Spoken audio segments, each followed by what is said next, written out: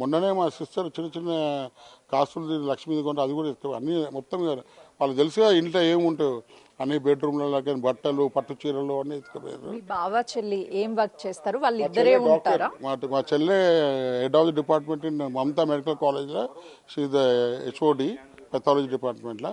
మా బావనేమో రిటైర్, ఆయన ఐఐఎం ఆయన ఫారెన్ కంట్రీస్లో 45-50 years పనిచేశాడు.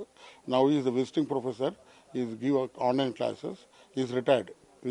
ఈ పని మనుషుల్ని గతంలో ఏ రాష్ట్రానికి కానీ లేకపోతే ఎక్కడ వాళ్ళని పెట్టుకున్నారు? వీళ్ళని ఎవరు? నేపాల్ వాళ్ళు కొత్త కాదు, 3-4 years కింద నుంచి పనిచేస్తారు. వేరే వాళ్ళు, వేరే జంటలు.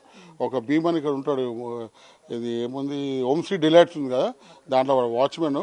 ఈ use to supply send made servants. This టైమే ఇది ఇలాంటిది జరిగింది. ఎప్పుడు 3 years నుంచి వేరే వాళ్ళు కూడా పనిచేశారు. చాలా మంది పనిచేయలేదు. 10 years బ్యాక్ గట్రా ఇల్లు చాలా పెద్ద ఇల్లు కాబట్టి they need domestic servants compulsory. ఎందుకంటే మా సిస్టర్ డాక్టర్, మార్నింగ్ వెళ్ళిపోతే ఈవినింగ్ వస్తుంది. మా బావారు ఇంట్లో ఉంటారు.